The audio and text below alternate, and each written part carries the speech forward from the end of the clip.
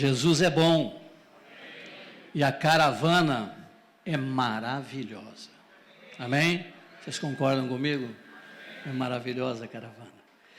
Queria falar nessa manhã, se Deus permitir, eu estive conferindo com o Jamê, porque eu tenho uma característica que me acompanha desde que eu me converti em 20 de julho de 1974, 44 anos, fez agora dia 20, eu sou inseguro, muito inseguro, porque eu percebi que o inseguro procura depender. Então não venho seguro daquilo que está no meu coração, não sei para onde está apontando, eu preciso dos meus irmãos maduros para me ajudarem a discernir a vontade do Senhor para aquele momento específico. Me sinto muito honrado pelo convite dos irmãos, me sinto em casa, me sinto muito à vontade, conheço muitos dos amados também. Estava cocheando entre algumas palavras em meu coração, fui conferir com o meu irmão e ele me deu uma ajuda e conforme a adoração foi se processando, foi confirmando essa palavra no coração. Se vocês soubessem que hoje viria um convidado, e tem um convidado hoje aqui, né? E viria um convidado, e esse convidado vocês soubessem, vamos dizer assim, algumas coisas sobre ele, que ele faz discípulos, e ele vem falar sobre este assunto conosco nesta manhã, mas um dos discípulos dele há pouco tempo se suicidou, e tem um outro discípulo dele que há pouco tempo falou muito mal dele, e não só falou mal dele, como disse que nem sabia se tinha andado com ele, nem queria dizer que conhecia ele, rejeitava completamente a ele. E outro dizia, perdeu totalmente a fé, um outro discípulo dele perdeu a fé completamente, dizendo, para crer agora, eu tenho que ver. E os outros discípulos que estavam com ele nesse momento, já não estavam mais, estavam com medo e escondidos. Se vocês soubessem que a pessoa que viria ministrar sobre este serviço de amor, que é fazer discípulos, tivesse este contexto, como vocês receberiam ele? Como você receberia ele? Como alguém que é fera, ele é bom demais no que ele fez, de fazer discípulos? Nós sabemos de quem eu estou falando.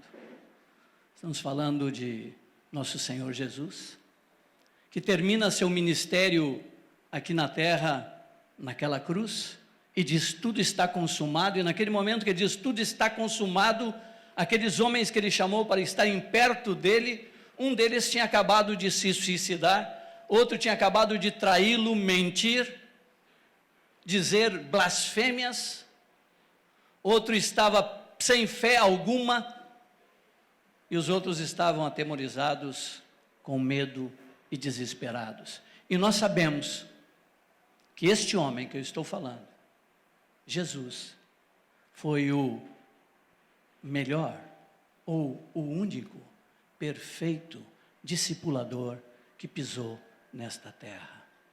Formou e fez discípulos como nenhum vai formar e fazer.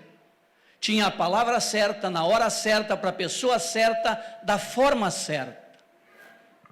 Atuou completamente em dependência do Pai, com toda a plenitude da graça, sabedoria e dos dons. Com toda a plenitude. Não se equivocou em nenhum julgamento que fez, em nenhum discernimento que teve, em nenhuma ação ela foi de mais ou de menos. Ela foi perfeita. Mas quando ele termina seu ministério com estes homens, o fruto não é exuberante. E quando eu li esses textos na Escritura e vejo Jesus dizendo, está tudo consumado, eu digo, ele está consumando o quê? Está terminado, o que eu tinha que fazer, eu terminei. E nós sabemos que, claro, era sua morte na cruz para o resgate de todos os homens. Mas o que eu quero falar com vocês nessa manhã é sobre o serviço de fazer discípulos. Isto é um serviço de amor. E aqui está um homem com todas as qualificações para este serviço, amou a todos, atendeu a todos, mas não conseguiu transformar nenhum. Ele não conseguiu produzir em nenhum deles transformação. Depois de 3 anos e meio instruindo, mostrando, vivendo, fazendo, sendo para eles tudo o que eles tinham, ele termina esse ministério com este tipo de homens desesperados. Pedro estava com sua consciência rebentada, arregaçada, acabada. Porque a última cena que ele tinha estado com o seu Senhor foi o Senhor vendo ele dizer: não sei quem é, não conheço, nunca vi.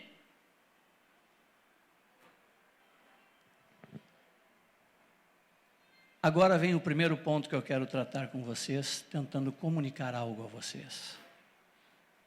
Todos vocês cuidam de vidas? Levanta a mãozinha santa para eu... Amém? Digam para mim se essa, eu chamo de pretensão, não entra no nosso coração. Qual? A pretensão de achar que nós podemos transformar alguém. Nem o Senhor Jesus o pôde fazê-lo. Nem Jesus pôde transformar nenhum deles. Ele, o perfeito, que tinha toda a plenitude de todas as coisas, não conseguiu transformar nenhum. Porque essa pretensão vem sobre nós quando nós começamos a cuidar de uma vida, achar que nós temos esta responsabilidade de ter que transformar alguém. Nós não podemos. Mas o que Jesus foi para eles então? Jesus foi um modelo. Ele foi um modelo. Quando ele vai, e ele passa todo o tempo da sua caminhada aqui dizendo: eu tenho que ir, porque o Espírito tem que vir. Ele sabia que enquanto ele estava fora deles, o máximo que ele poderia ser era modelo. Tanto que quando ele vai, e João escreve sua primeira carta, ele diz: aquilo que nós,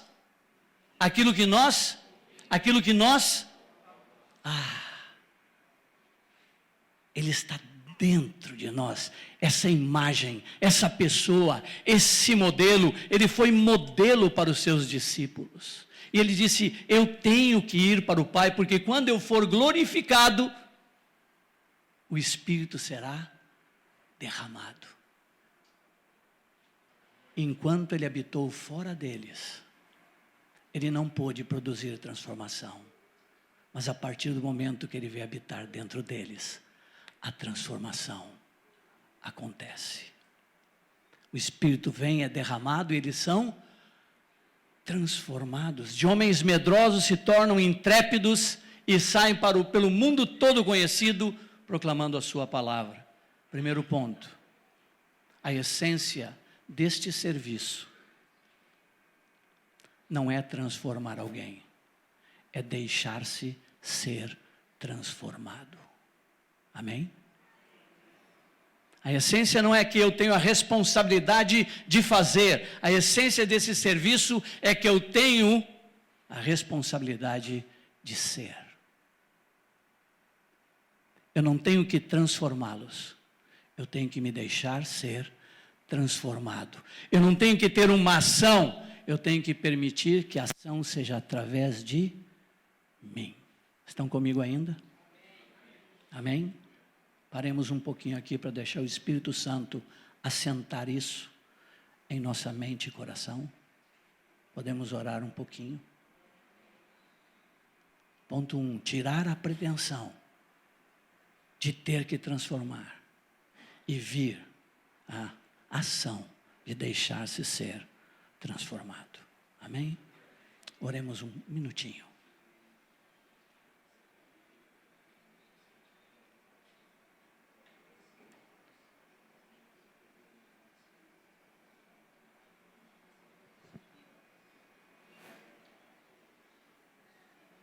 Aleluia, Pai. Ajuda-nos, Senhor. Ajuda-nos a sermos úteis nas Tuas mãos. Tira de nós toda a pretensão, Senhor, de achar que podemos ou que devemos transformar nossos irmãos. E traz sobre nós, Senhor, o desejo, a busca de sermos modelos na Tua casa. Ajuda-nos, Senhor, em todas as áreas da nossa vida, nós estarmos nessa dependência, nesta busca, em nome de Jesus. Em nome de Jesus. Então nós descobrimos o primeiro ponto, e nele nós já descobrimos quem é o agente transformador. Quem é o agente transformador? Espírito Santo. Não sou eu, não é você. O Espírito Santo é o agente transformador. Lembram de Pentecostes? Eu fico imaginando como foi Pentecostes nos céus. Eu tento imaginar quando o pai estava na expectativa e o filho sobe aos céus, e bom, a expectativa dos anjos, a alegria dos anjos, as trombetas, ele entrando e o pai olhando para o filho e disse: não tem lugar maior para te colocar a não ser à minha direita, e coloca ele sentado à direita. Imagina a festa nos céus, e o Espírito Santo ali também se alegrando com o pai e com o filho, e nós sabemos que ele foi glorificado. Qual é a certeza que nós temos que Jesus foi glorificado? Porque o Espírito foi derramado. Em Pentecostes, um momento esperado na história do homem, Deus vem para habitar em todos, se derramar sobre todos, e a transformação acontece. Aqueles homens de um dia para o outro se tornam uma potência em Deus, se tornam homens que podem falar em todo lugar, sem temor, sem medo algum, e transtornam o mundo conhecido. O agente transformador é o Espírito Santo. Nós temos que ser o que para os discípulos? Modelos. Amém? Segundo ponto, neste serviço de fazer discípulos. Não existe discipulado sem o Espírito Santo. Você não pode desenvolver ou desempenhar o nome que quiser dar aí, neste serviço de fazer discípulos, nesse serviço de amor, sem o Espírito Santo. Se você exclui o Espírito Santo desse serviço e atua por teu conhecimento, por tua revelação, por tua experiência, você tem um método, você não tem um serviço de amor. Você vai ter uma estrutura, um funcionamento estrutural, mas você não terá contigo o agente transformador. Amém? Não existe discipulado sem o Espírito Santo. Então, esse serviço de fazer discípulos, ele não é só simplesmente, não, tá bom, tem que ter o Espírito Santo, eu oro para que o Espírito Santo atue, não. São duas coisas que o Espírito Santo trouxe para nos capacitar e nos fazer úteis. Primeiro, o fruto do Espírito. É preciso que manifeste em minha vida o fruto do Espírito para que eu seja modelo. O modelo vem pela manifestação do fruto do Espírito em minha vida. Então aí ele me qualifica para eu estar sendo modelo para meus irmãos. Então a manifestação do fruto do Espírito é importante, que este fruto se manifeste constantemente, diariamente, através da minha vida, porque assim eu serei modelo para os meus irmãos. Mas não basta só ter o fruto. Este serviço tem que ser desempenhado, me permite dizer, Antônio Carlos, com os dons do Espírito Santo. Não com a mente do homem, não apenas com a capacitação mental do homem, senão é uma psicologia, senão é um psicólogo com seu discípulo. Nós chamamos de discilocos, os psicólogos com os discilocos. E tem o discipulado de divã, que forma covardes. Então não é através apenas da mente, do entendimento, mas é através dos dons do Espírito. Os dons do Espírito estão disponibilizados ao corpo para serviço no corpo, para edificação do corpo, para a atuação sobrenatural de Deus, atuando e transformando as vidas. Eu preciso do Espírito Santo. Eu necessito do Espírito Santo para que seu fruto manifeste em mim. Eu necessito do Espírito Santo para que os seus dons se manifestem através de mim. E conto uma experiênciazinha que eu tive há muitos anos atrás. Chegou a minhas mãos um livro chamado Conselheiro Capaz, Jay Adams. E eu queria me qualificar para servir meus irmãos cada vez mais. Então, me recomendaram a leitura desse livro, e se eu não me engano, ele é dessa grossura. E eu fui ler o Conselheiro Capaz, estava numa função pastoral, tinha que aconselhar irmãos, é um psicólogo cristão, e escreve muito bem. Eu sempre lembro que eu li a primeira vez o livro e não entendi nada. Não, eu tenho que entender, eu tenho que me capacitar. Fui lendo a segunda vez o livro, e lá pela metade do livro, bom, é minha experiência, viu, irmãos? Estou contando a minha experiência, outros podem ter de outra forma. Mas lá pela metade do livro, eu lendo de novo, eu estava sem conseguir compreender muita coisa. Eu digo, meu Senhor, me ajuda. Aí eu olhei para o livro e disse assim, quando foi que Pedro leu esse bendito livro?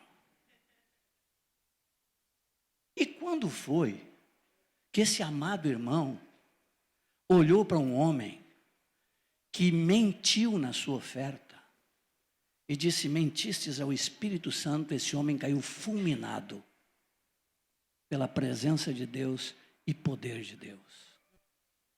Naquele momento, foi minha experiência.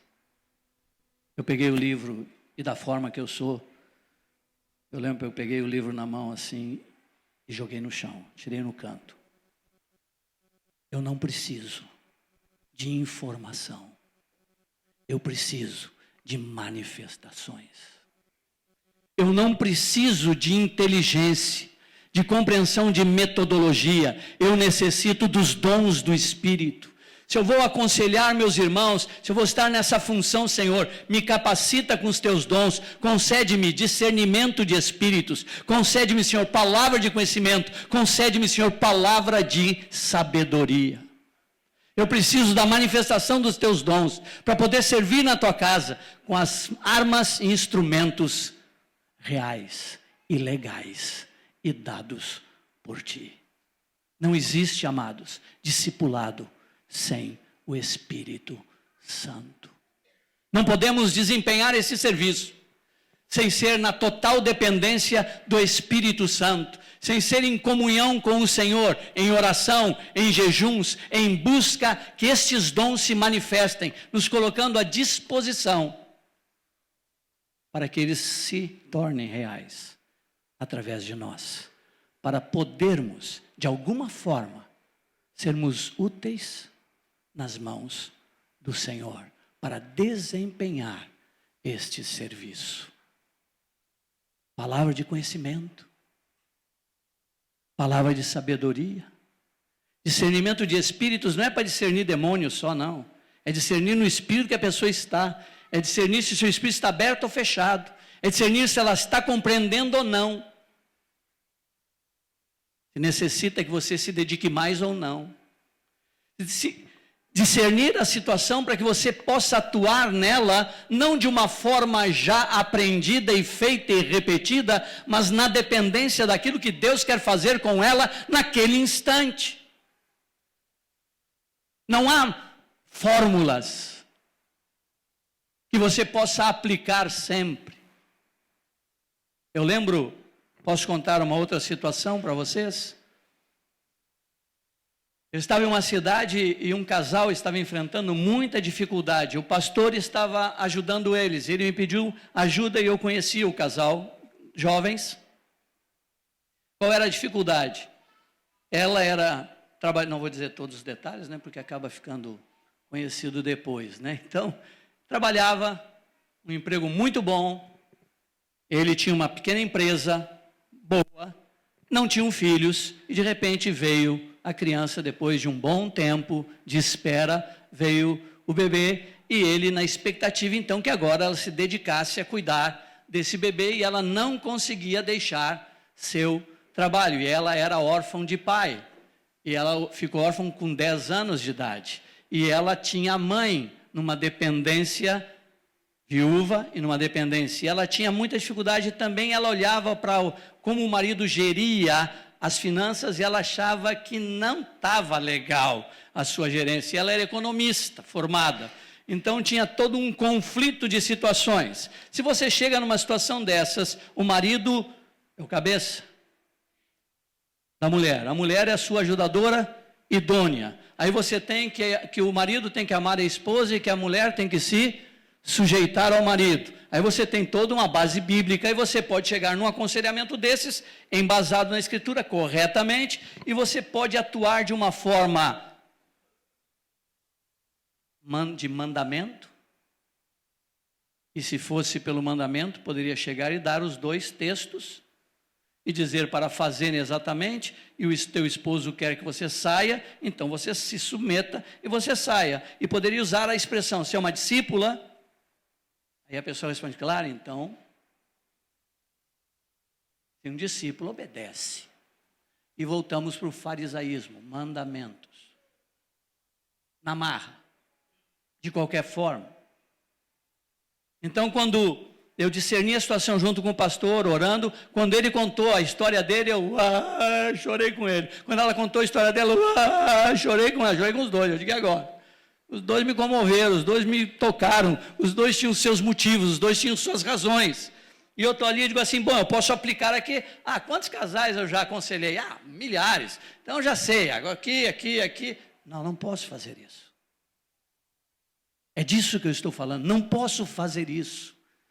Esse serviço tem que ser na dependência do Espírito Santo, tem que ser na manifestação do fruto do Espírito e na manifestação dos dons do Espírito. Então, enquanto falava, eu chorava, eu orava e dizia, Senhor, me ajuda, me dá uma direção, me diz algo, me dá uma palavra de conhecimento, me dá uma palavra de sabedoria, me mostra algo na tua Escritura que possa elucidar a situação, possa trazer uma solução para isso, vinda dos céus. E que caia no coração deles, que eles perceberam, porque eles têm o Espírito Santo, que caia no coração deles de forma que isso seja solucionado. E de repente me veio, sabe o quê? Provérbios 31. Nunca tinha aconselhado com Provérbios 31 uma situação de conflito. E quando eu comecei a ler o Provérbios 31, imagina o rostinho dela. Ela, maravilha, estou bem.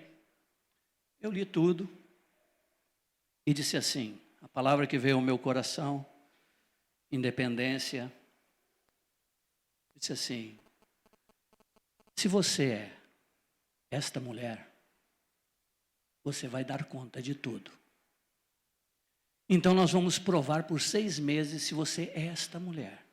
Você vai acordar cedo, vai dar banho no teu baby, amamentar teu baby, preparar o café da manhã para o teu esposo e para você tomarem o café, você vai para o seu trabalho, ele vai para o dele, você deixa teu bebê com a tua mamãe, às 10 horas você vai lá, dá mamar para o bebê, volta para o teu trabalho, ao meio-dia tu busca teu bebê, volta para casa, amamenta ele, dá comida, faz o almoço, dá o almoço para o teu esposo, vocês almoçam juntos, você volta para o seu trabalho, deixa o bebê com a sua mamãe, vai dar mamar para a criança de tarde, volta com ela tardinha, dá o banho dela, dá uma mamar, deita ela na cama, faz a janta para você e seu marido, e você continua lá, ele continua a cair. Depois de 6 meses, se você não estiver assim, você é mulher de Provérbios 31.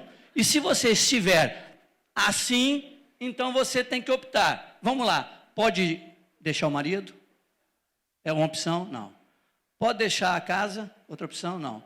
Pode deixar o bebê? Outra opção? Não. Pode deixar o trabalho? Então, daqui 6 meses, vocês provem e vejam se você é esta mulher com essa capacidade toda para fazer isso. Vocês veem nisso uma atuação com dependência? Vocês veem nisso sabedoria de Deus? Levou 8 meses. 8 meses depois, ela deixou o trabalho. Estão felizes para sempre. Estão felizes. Está com a filhinha, ele ordenou as coisas que precisava ordenar também. Estão os dois juntos. Poderia aplicar diretamente o mandamento? Poderia. Mas esse serviço tem que ser feito na dependência do Espírito Santo. Amém? Não existe fazer discípulos sem Ele. É uma metodologia, uma estrutura, mas não é este serviço. Estão comigo ainda, amados? Primeiro ponto, tirar a pretensão de ter que fazer e trazer a responsabilidade de ter que ser. Não transformar ninguém, mas deixar-se ser transformado. Não existe o serviço sem o Espírito Santo. E o que precisamos? O fruto do Espírito e os dons do Espírito.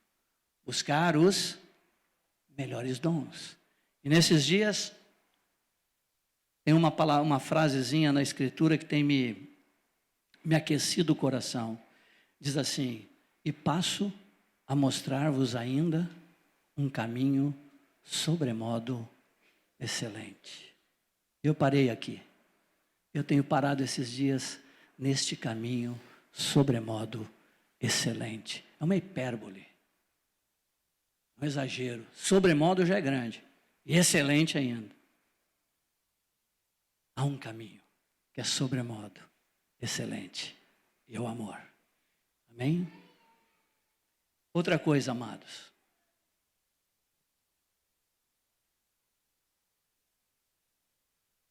E o Espírito Santo é o agente transformador. Mas não é só o Espírito Santo. Nós não temos só que depender do Espírito Santo, mas nós temos que fazer um bom depósito. Temos um bom depósito de onde o Espírito Santo pode tirar coisas velhas, coisas novas, pode mesclar as coisas, mas para desempenhar esse serviço eu tenho que ter um bom depósito da palavra habitando ricamente em mim. Habite ricamente a palavra de Cristo em cada um. Para quê?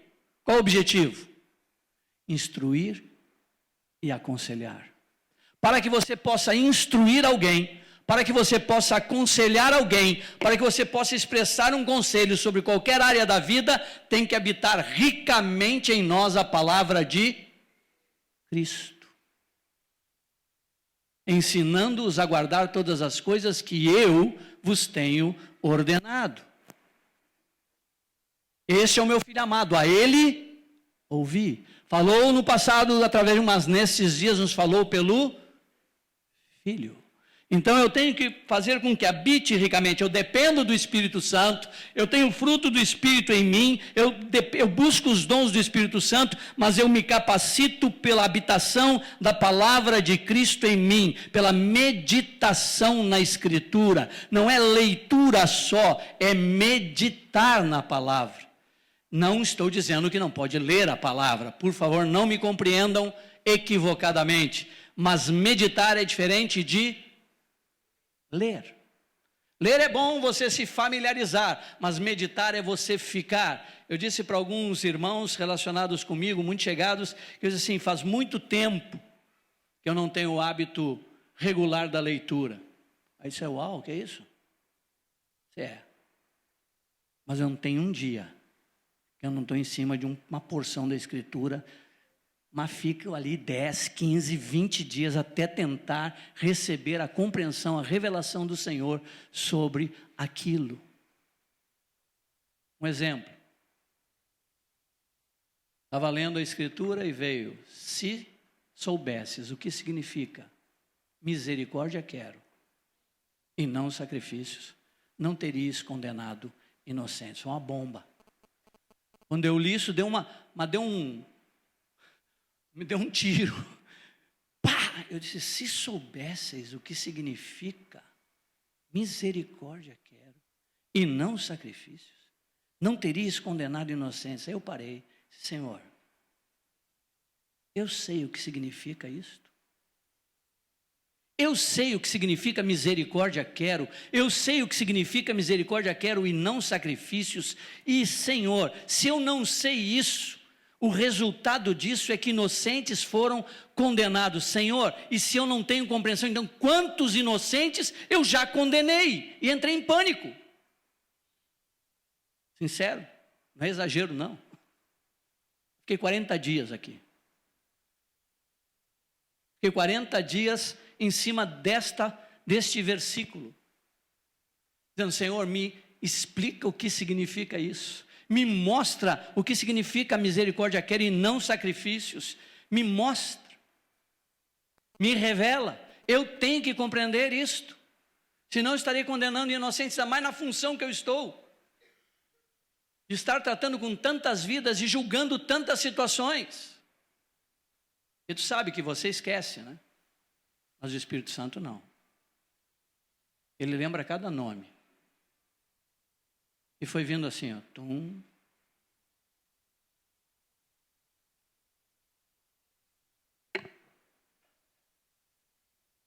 E foi aparecendo nome. E situações. Eu fui atrás de resolvê-las. De entender essa palavra. De misericórdia quero e não sacrifícios. O primeiro agente transformador é o Espírito Santo, mas ele se utiliza da palavra de Deus. É habitar ricamente em nós, é termos a plenitude da graça do Espírito em nós, mas termos, habitando ricamente em nós, um depósito precioso da palavra de Deus, para poder o quê? Instruir e aconselhar, em toda sabedoria, aos nossos amados. Eu não posso aconselhar segundo minha mente, minha ideia, meu querer, meu achar. Eu não... Tem uma brincadeira que todo mundo faz, né? Eu sou azarado, eu não acho nada. Eu não acho nada, eu perdi minha cabeça. Eu tenho outra cabeça. A cabeça é Cristo. A mente é de Cristo, e para que eu tenha essa mente, eu preciso depender do Espírito, e eu preciso ter habitando ricamente em mim a palavra dele, e essa palavra habitando ricamente em mim, forma um depósito, e esse depósito é o qual o Espírito Santo vai utilizar para instruir e aconselhar, mutuamente, em toda sabedoria, a sua casa. Quem já foi a médico aqui? Tem alguns que não levantaram a mão, os mais novinhos, bem novinhos, nem levantou a mão, mas já foi levado pela mamãe e papai. Como é que você chega no médico? Você está sentindo alguma coisa, aí você chega no médico. Como é que o médico olha para você e diz assim, não, olhou para o Antônio e disse, não, receito isso, você vai fazer isso. Não, não é assim. Eu chego lá na frente do médico assim, bom dia, o que o senhor está... Qual o motivo da sua vinda aqui? Não, doutor, eu estou com uma dor nesse lado aqui que não passa. Ela está aqui o tempo todo. Aí ele vai perguntar assim, e seus pais já tiveram alguma coisa? Aí faz todo um histórico, anota lá, teu pai é isso, tua mãe é aquilo, vai fazendo perguntas. E assim, essa dor é quando você senta ou quando você levanta? Só, doutor, é mais quando eu levanto. E ela é de baixo para cima ou ela começa de cima para baixo? Doutor, quando eu levanto e ela de baixo para cima.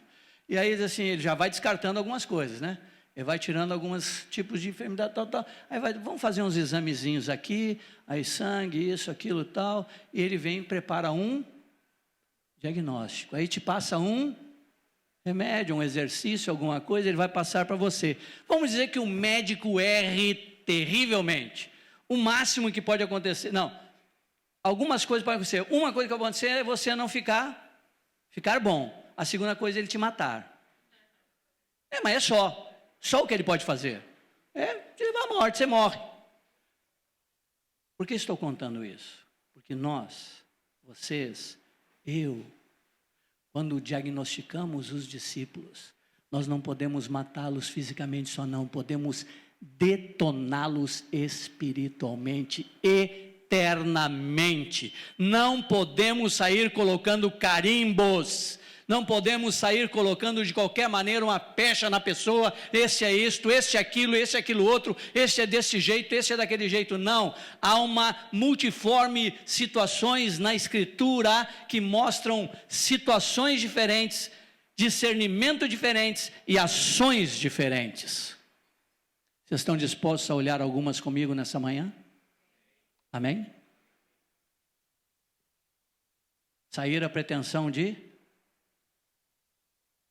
transformar alguém e vir a responsabilidade de ser modelo, se deixar ser transformado.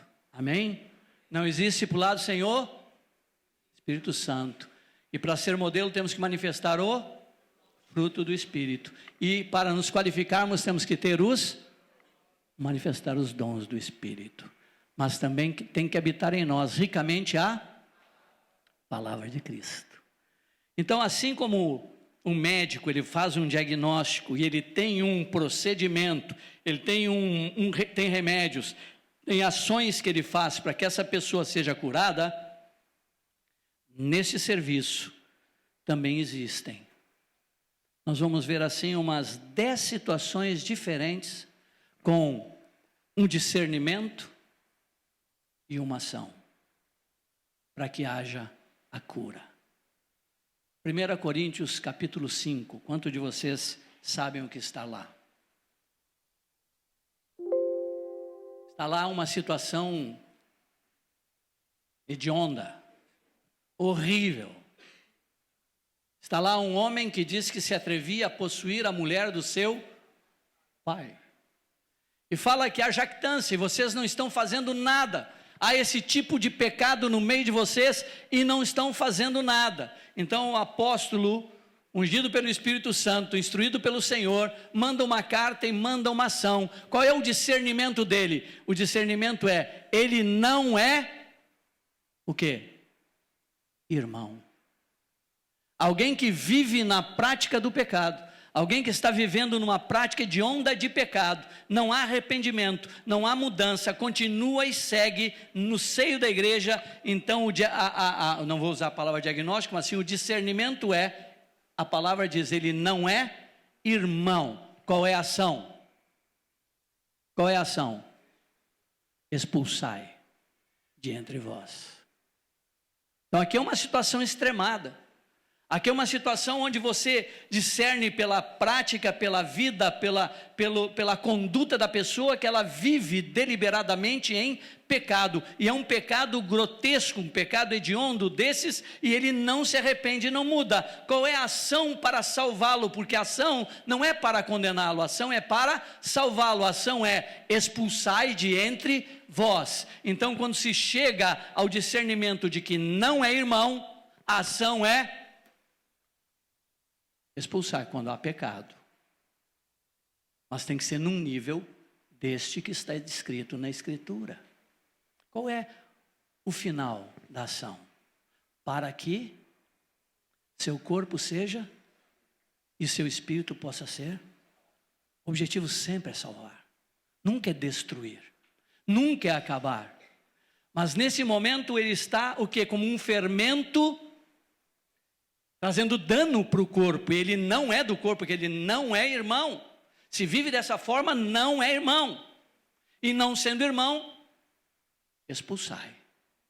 É uma situação, é um discernimento, é uma ação.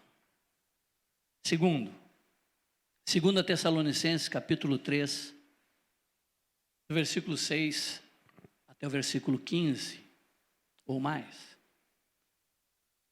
Vou relatar o que eu lembro. Fala ali de vida desordenada. Alguém que não queria trabalhar e queria comer. Ele diz, aquele que não trabalha, que não coma. 2 Tessalonicenses, capítulo 3, versículo 6 em diante.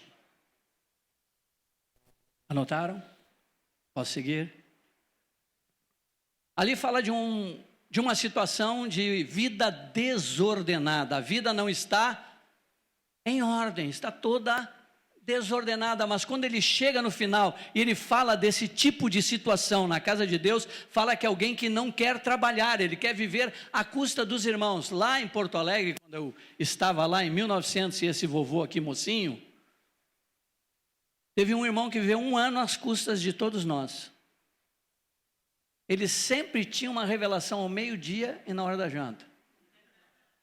Ele era um homem espiritual, tinha uma revelação ao meio-dia para levar para uma família, ou então à noite para levar para outra família. Ficou 1 ano sem trabalhar, comendo na casa dos irmãos. Claro, eram muitos, eram 1000, não dava para discernir toda a situação dele, e ainda não havia todo um vínculo bem estabelecido sobre todos, mas era o caso que está aqui: aquele que não trabalha, que não coma, tem uma vida em desordem com a tradição que dei para vocês, com o ensino que vocês receberam, com a doutrina recebida. Ele está desqualificado, está mal, está andando de uma forma que não é a forma mais lisa e correta. Ele chega aqui discernimento, ele diz assim: é irmão. Aqui ele não diz que não é irmão, é irmão, mas notaio.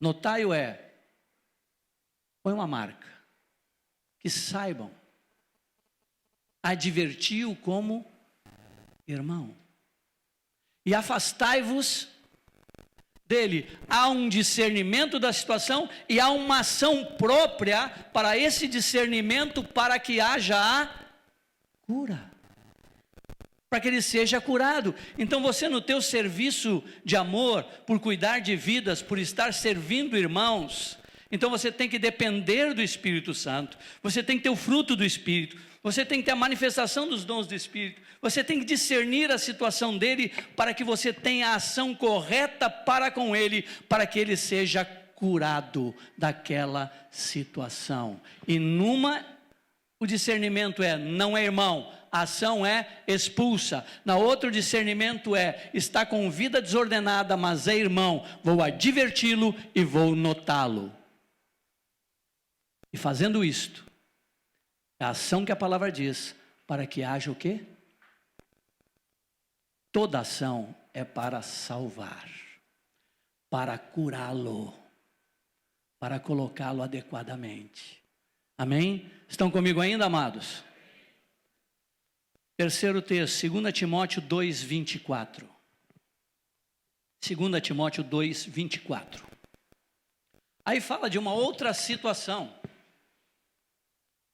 Fala de que o servo do Senhor não deve viver a contender, não pode ser contencioso. O servo do Senhor não pode estar toda hora em rixa, toda hora em briga, toda hora em discussão, toda hora em confronto, toda hora em situação difícil. Não, o servo do Senhor não vive a contender. Às vezes acontece, mas ele não vive a contender. Antes deve ser o quê? Brando para com todos, apto para instruir,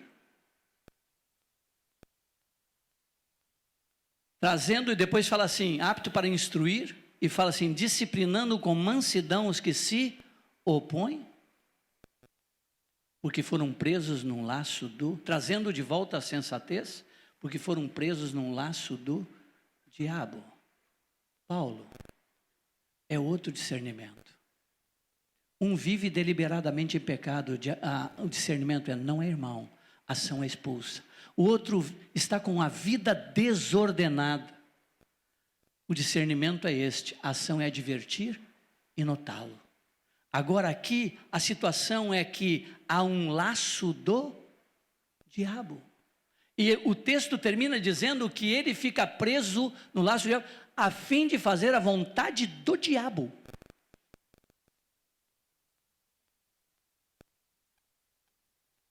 Aqui é uma outra, obrigado querido.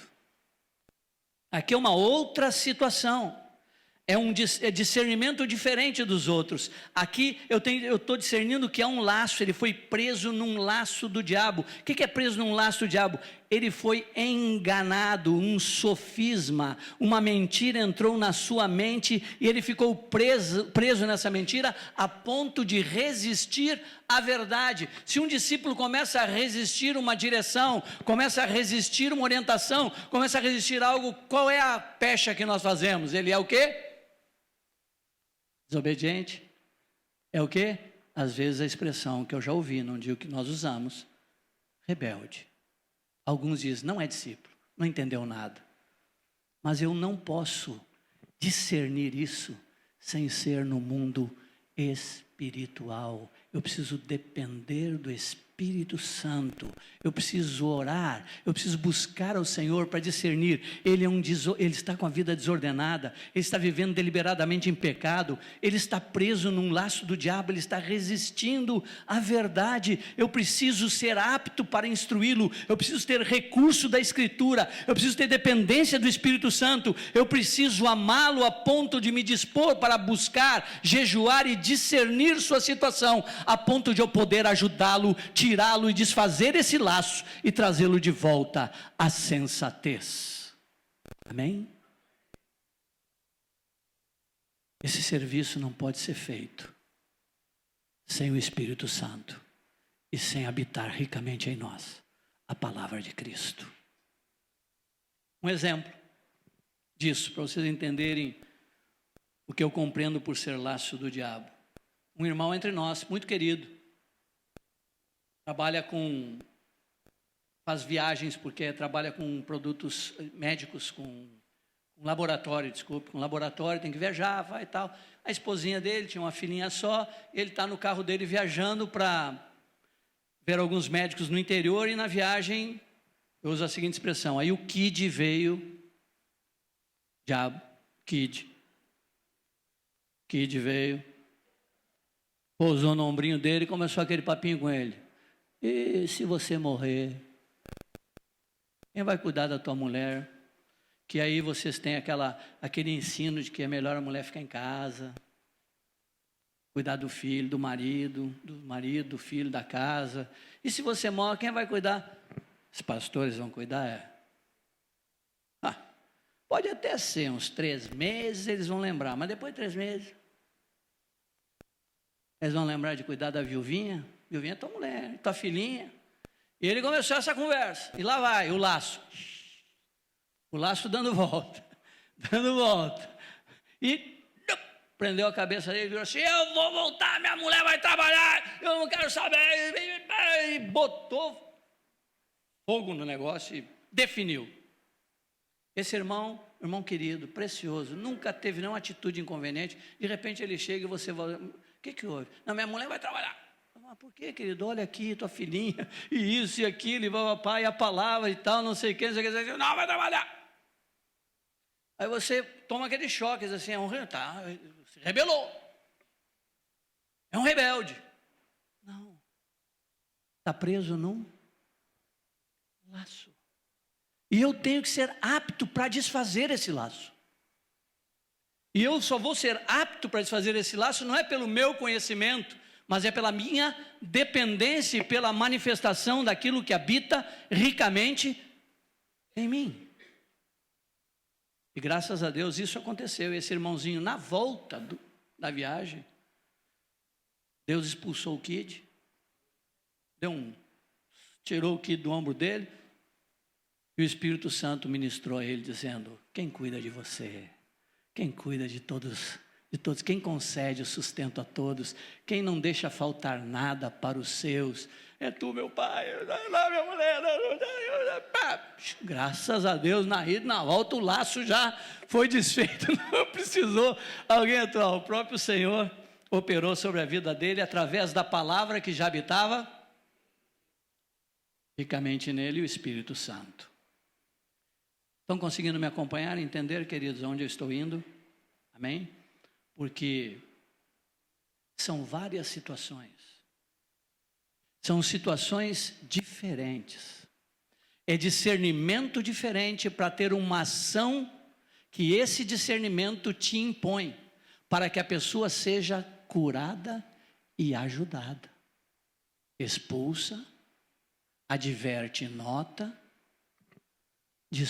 disciplina até, mas desfaz o laço. E vamos para outra situação. Estão comigo ainda? Não me jogam tomates, nada, tranquilo, posso continuar? 1 Tessalonicenses 5, versículo 12.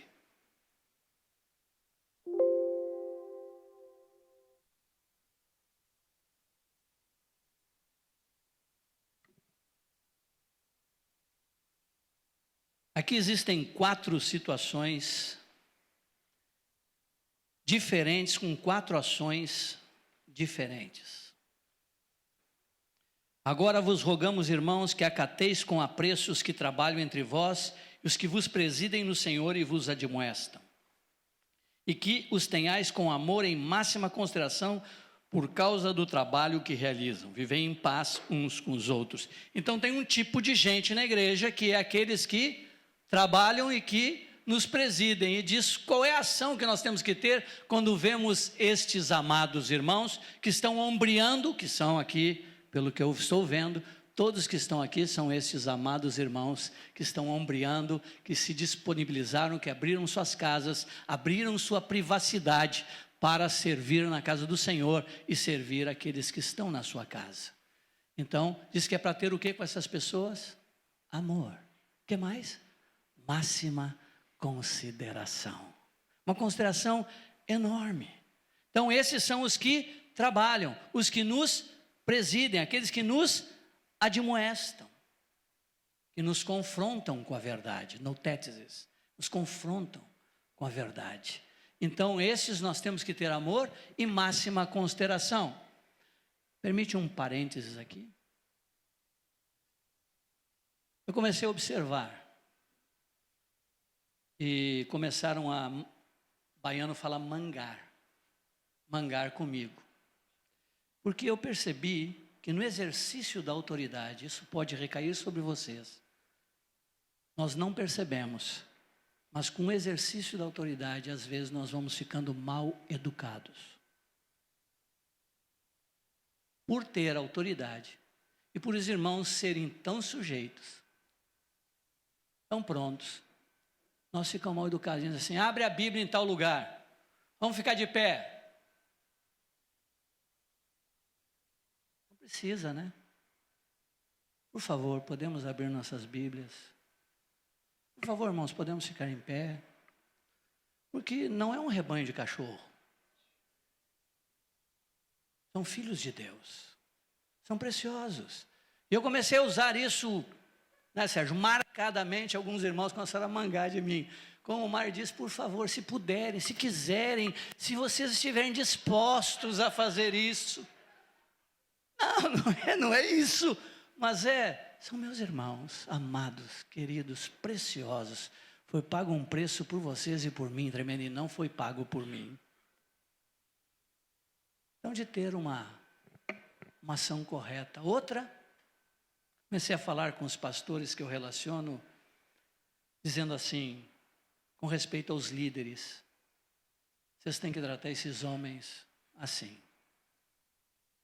Tem que tratar esses homens na palma da mão, com todo carinho e honra, porque esses homens abriram suas casas, trabalham durante o dia nos seus empregos e à noite estão servindo e não recebem nada, a não ser a gratidão dos irmãos. Se este irmão chegar atrasado na reunião 1 hora, você não pega e dá aquela olhada para o relógio e diz, qual é, meu? O que houve? Está atrasado, rapaz? Compromisso. Tem que ter compromisso. Para com isso. Máxima consideração. São homens que estão dando suas vidas, são homens que abriram suas casas, são homens que estão perdendo seus bens, mas não se importam que está sendo dilapidado tudo que eles têm dentro de casa, seus recursos, porque eles amam ao Senhor e amam a sua igreja. Tem que ter amor e máxima consideração. Amém? Mais uma coisinha. Eu comecei a perceber que é fácil os irmãos, como houve lá em Israel, confundirem Moisés e Deus, né? Ora Moisés falava, e Deus falou, ora Deus falava, e Moisés falou. Para eles era a mesma coisa, Moisés e Deus era a mesma coisa. E o rebanho, quando olha para os pastores, seus pastores, quase que é a mesma coisa. Deus falou, e a gente fala, é Deus falando. É a mesma coisa como se Deus, o rebanho vê assim. E eu não vejo problema até que o rebanho veja assim. O meu problema é quando você acha que você é Deus. Irmãos, Nós não somos Deus, ok? Combinado? Não somos Deus. Podemos falar da parte de Deus, mas você tem que discernir de onde vem. Não podemos nos confundir. Nós não somos donos de ninguém. Não temos a primazia sobre ninguém. Não temos a ingerência sobre ninguém. Quem vai ingerir e ingeriu profundamente e fortemente é o Espírito Santo que vai habitar dentro. Dentro de cada um. Ele veio fazer a ingerência plena. Ele veio dentro, habitar dentro de cada um de nós. Ele é o agente transformador e a sua palavra. Amém? Habite ricamente em nós a palavra de Cristo. 1 Tessalonicenses 5, o primeiro tipo de pessoas que se encontra na igreja são esses, os que servem, os que presidem, os que nos admoestam, é para ter amor e máxima consideração. Depois ele vem no versículo 14 dizendo assim: exortamo-vos também, irmãos, a que admoesteis os insubmissos. Aqui vem uma outra classe de pessoas. Se você discerne que é insubmisso, qual é a ação que tem que ter? Admoestar. A palavra é noutete, se eu não me engano, e a palavra significa confrontar com a verdade, mostrar a verdade. Insubmisso no original me parece que é ataktos a palavra. Por que eu estou usando? Não sei muito de grego não, viu? Só estou usando umas palavrinhas assim que eu ouvi. Ataktos significa, é como se fosse para... Eu servi o exército. É quando você está na fila do exército, eles assim, sentido, e todo mundo bate o sentido assim, você vê uma fila única, você não vê ninguém fora. Ataktos é o cara assim que está um pouquinho para frente da fila. Aí está todo mundo em fila ordenada e ele está fora do prumo. Aí o sargento olha de lá assim, só aparece o barrigão dele fora da... Só ele. Aí a palavra aqui que diz assim, admoestei, significa olhar para eles assim... lá entre nós tem uma brincadeira que a gente faz assim, são 4 palavras: querido, amado, precioso e abençoado. Chegou um abençoado, vaza. Começa com, querido, tá beleza, querido e tal, e você, beleza, querido, amado, tá, o negócio dá aquela, precioso, o abençoado, aí meu amigo, aí a coisa já foi. O Sérgio só gosta de querido. Querido. Deixando a brincadeira de lado. Como é para tratar? Lembra? O primeiro é não é irmão, a ação é expulsa. O segundo está com vida desordenada, advertiu, é irmão, advertir como irmão e notai. O terceiro está preso num laço, você disciplina com mansidão e apto para instruí-lo, como para tirá-lo e trazê-lo de volta à sensatez. A ação é disciplinar com mansidão e tirá-lo desse laço. A outra é acateis e amor e máxima consideração para aqueles que trabalham. E agora vem os que são insubmissos. Admoesteis. Seria assim, já sei, a mesma coisa, então vamos lá para o exército. Você está na fila, eu estou na fila e estou fora de prumo, estou fora da... Aí assim, ele diz assim, fofinho, amoroso, precioso do Senhor, dá uma olhadinha para a direita, dá uma olhadinha para a esquerda, está todo mundo errado e só você está certo?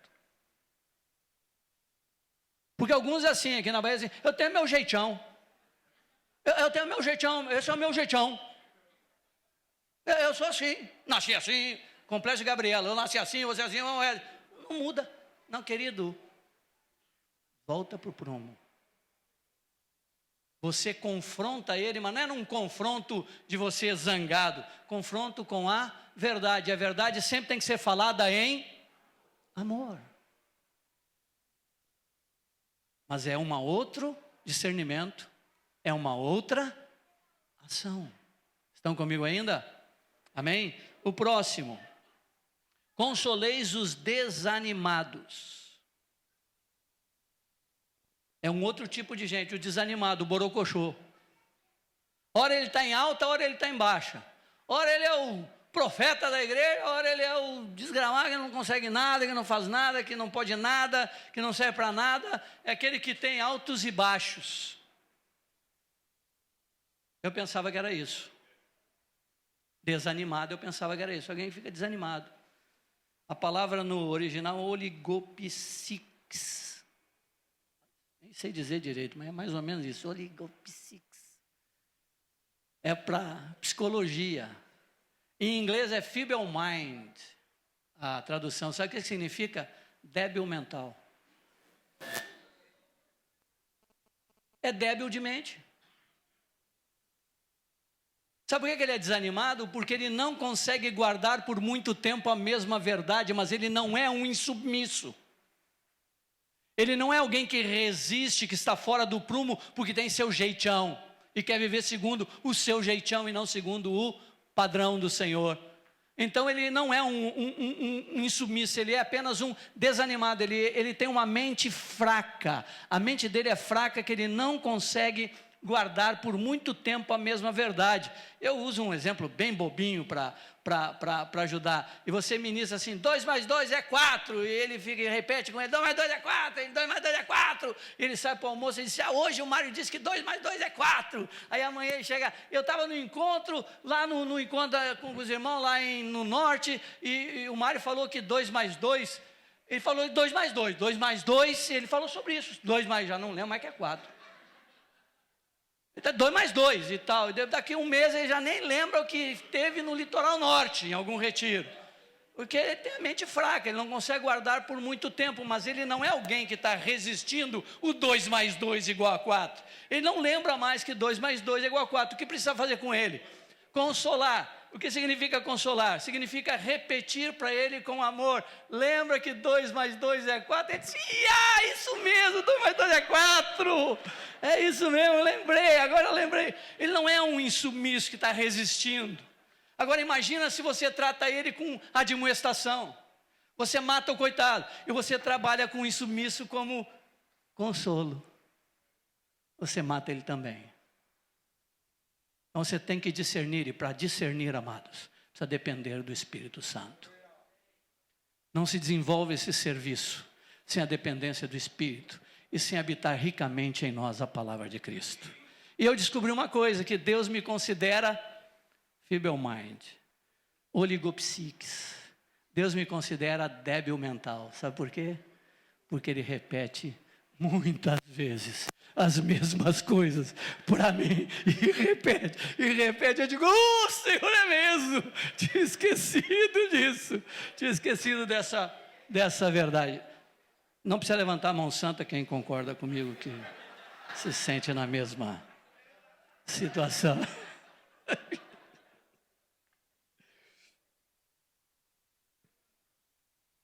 Outro discernimento, outra ação. O discernir é fundamental, porque será fundamental a ação que você vai ter, porque a ação vai produzir a cura. Amém? E o último caso aqui fala: ampareis os fracos. Ampareis os fracos. E eu fiquei dando volta com isso na minha cabeça. Lembra que eu falei para você que fica dando volta na minha cabeça?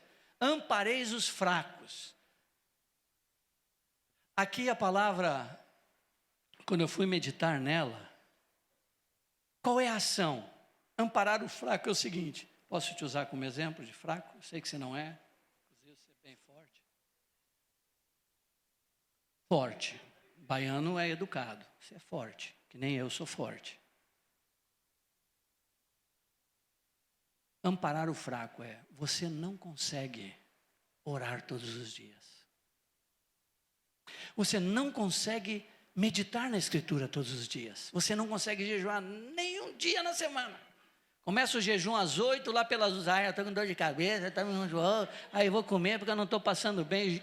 É jejum de bebê, jejum de criança. Não consegue. Você não tem força, você é fraco.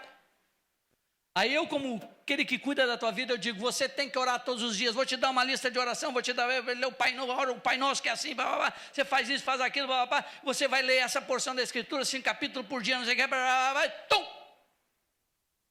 Aí você não consegue, porque você é fraco. que é amparar o fraco? Alguém que perde as forças, que não aconteça aqui, mas vai dizer que eu aqui na frente tenho um momento e desmaio. Perdi as forças. Como é que você faz eu levantar? Levanta, Mário! Não adianta mandar levantar, não vou levantar nunca. Não tenho força, me afrouxei todo, não tenho força para levantar. Como é que você levantaria? Você amparar é emprestar a tua força para. Então, quando você encontra um discípulo que ele é fraco, ele não consegue andar por suas forças, ele não tem força para andar, ele quer, ele deseja, e quanto mais ele quer, menos ele consegue. Ele é fraquinho, ele não dá conta. Não é dizer para ele vá orar, não é dizer para ele vá ler, não é dizer para ele vá jejuar. Não, eu vou orar com você, eu vou ler com você, eu vou jejuar com você, eu vou te emprestar a minha força. Amém? Eu fiz isso com muitos irmãos. Eu faço isso até hoje com alguns irmãos. Sérgio sabe disso, ele também o faz. Teve um irmão que eu fui estar com ele, que ele não conseguia andar. Eu fui 6 meses.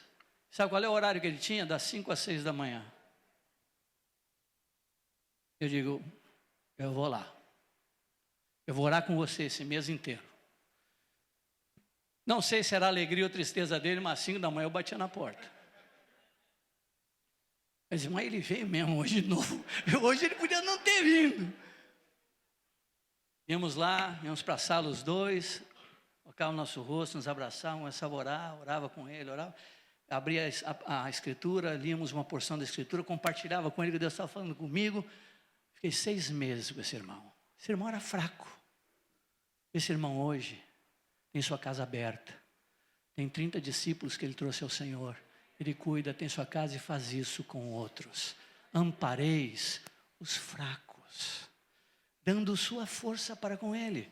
Outro, eu fui na casa dele, a irmã dele veio visitar ele, ficou uma semana lá e me via lá todas as manhãs lá na casa. Eu disse, mas o que ele está fazendo aqui? Toda manhã ele vem aqui nesse horário? A gente combinou, ele disse, vem para orar comigo. Empreste a sua força. Mas para isso você tem que discernir no Espírito. Ter o discernimento da situação, para ter a ação correta, para que você produza, seja cooperador com o Espírito, para que haja cura sobre aquela vida. Amém? Estão comigo ainda?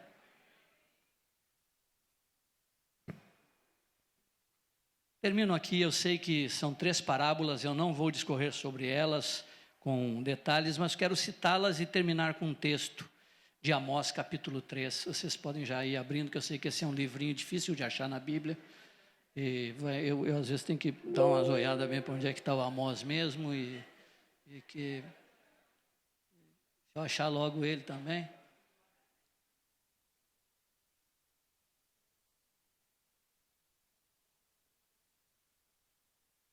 Oi. Maravilha, obrigado. Bem que eu vi que acendiam as coisas e apagavam, eu não estava entendendo bem se ela está aqui atrás, deixa aí. Obrigado, querido. Facilitou. 3 parábolas que eu sei que elas, se você for pegar teologicamente, você vai dizer, não serve, mas eu quero aplicar elas dentro desse contexto que estamos falando. A primeira parábola é a parábola da dracma perdida.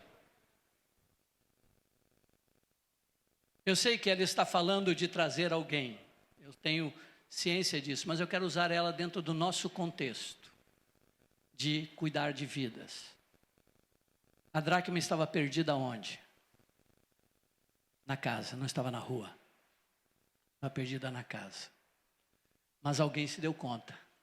Ela estava ali, ela estava na casa, mas não tinham ciência de que ela estava perdida dentro de casa, mas alguém deu falta, e esse alguém que deu falta a procurou.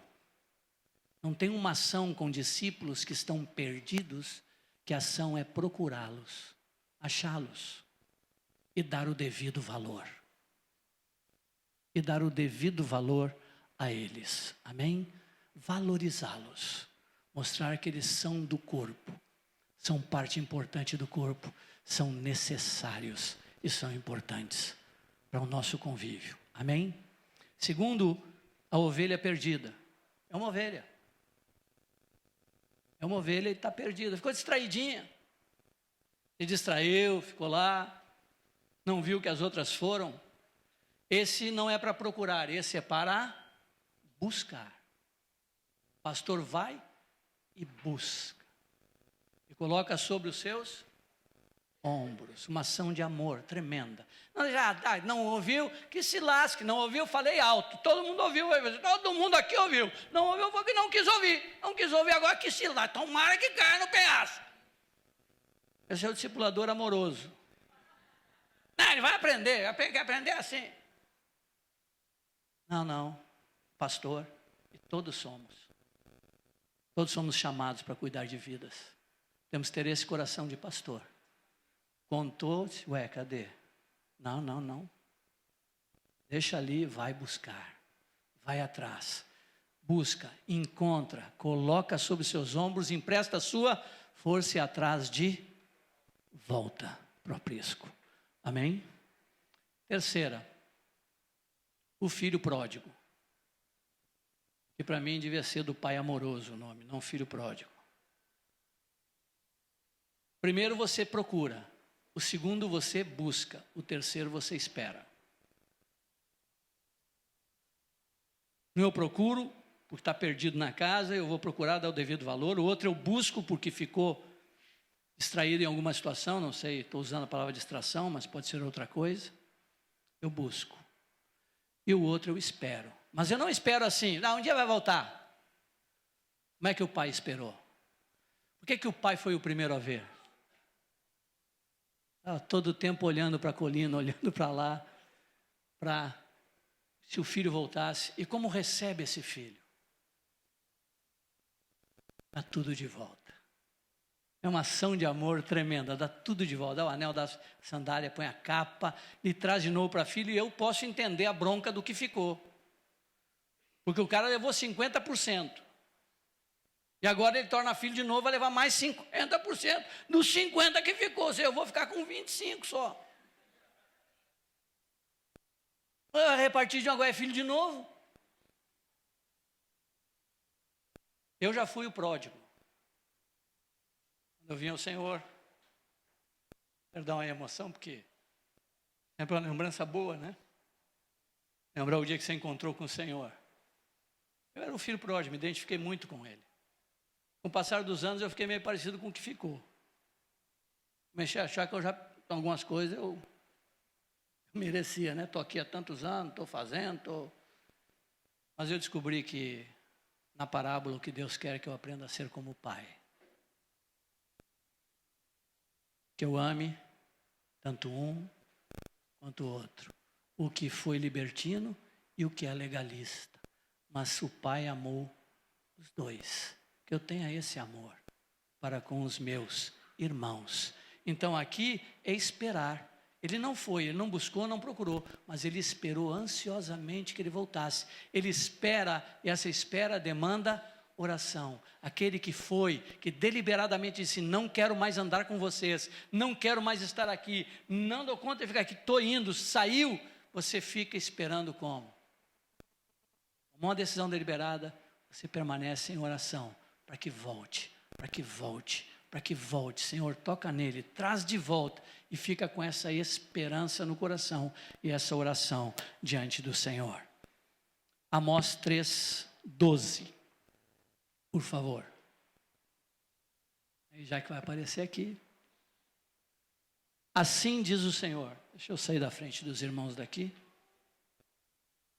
Como o pastor livra da boca do leão as duas pernas, ou um pedacinho da orelha, assim serão livrados os filhos de Israel, que habitam em Samaria, junto com um canto do leito e um pedaço da cama.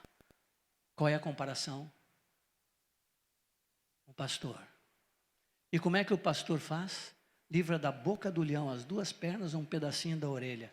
Ou seja, amados, Jesus disse, eu não perdi nenhum que tu me desse, a não ser o filho da perdição. Nós que cuidamos de vidas, não podemos entregar qualquer discípulo. Não podemos desistir de qualquer discípulo. O preço que foi pago por ele foi muito alto. O serviço que demandou trazê-lo, a proclamação, o tempo de oração, o contato, estar com ele, não pode, porque ele na caminhada se tornou um pouco, vamos dizer assim, pesado, chato, isso e aquilo. Foi, que bom, graças a Deus que foi. Não, o pastor, ele luta com o leão, ele mete a mão na boca do leão, ele briga pela ovelha a ponto de, se ele não conseguir salvar a ovelha, um pedaço dela, ele vai ficar na mão, ele não entrega, porque ele ama, ele a quer, ele não desiste dela, amém?